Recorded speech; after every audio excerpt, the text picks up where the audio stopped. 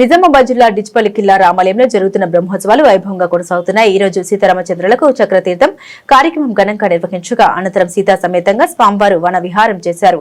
ఈ సందర్భంగా ప్రత్యేక పూజలు, అభిషేకాలు, హోమాలు, అవభృత స్నానాలు, గజసేవ, హారతి, తీర్థప్రసాద వితరణ నిర్వహించారు. జిల్లాలోని వివిధ ప్రాంతాల నుండి భారీగా భక్తులు తరలివచ్చి ఆలయ ప్రాంగణం సందడిగా మారింది. ఆలయ కమిటీ ఆధ్వర్యంలో అన్నదాన కార్యక్రమం ఏర్పాటు చేశారు. జై శ్రీరామ్, జై జై శ్రీరామ్. మా యొక్క డిచ్పల్లి కిల్లా రామాలయం యొక్క ప్రతి మాఘపుణ్యంకు దసరా ఉత్సవాలు ఉంటాయి కాబట్టి 28వ తారీఖు నుండి 3వ తారీఖు వరకల్లా ముగించుకునే కార్యక్రమం. ఈ 7 రోజులు మాకు రంగరంగ వైభవంగా జరిగే ఉత్సవాలు. నిన్న జరిగిన 1వ తారీఖు రథోత్సవం కూడా చాలా బాగా జరిగింది. మరియు భక్తులు అధిక సంఖ్యలో పాల్గొన్నారు. మరియు ఈరోజు చక్రతీర్థం కూడా ఉంటుంది.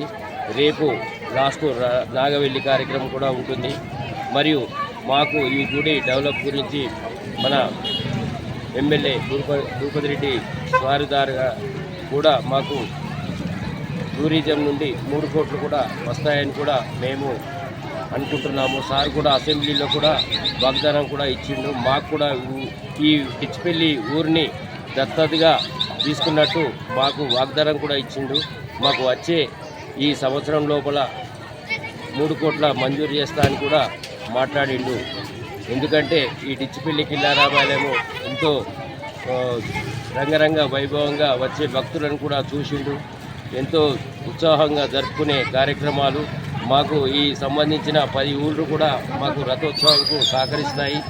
మరియు ఎందుకంటే మాకు ప్రతి సంవత్సరము మాఘపుణ్యంకే జరుగుతాయి. మళ్ళీ మార్చి 27 శ్రీరామనవమి కూడా పెద్ద ఎత్తున 3 రోజులు కూడా జరుపుకుంటాము. కాబట్టి మాకు ఎంతో భక్తులు వచ్చి మాకు ఎంతో సహకరిస్తున్నారు. మరియు మేము కూడా గ్రామ కమిటీ మరియు దేవాలయ కమిటీ మరియు గ్రామ పంచాయతీ కమిటీ వారు మాకు సహకరిస్తాం. మేము అందరం కలిసి చేస్తున్నాం. కాబట్టి ఈ ఉత్సవాలలో అందరి భక్తులు పాల్గొన్నందుకు మా యొక్క ధన్యవాదాలు. జై శ్రీరామ్.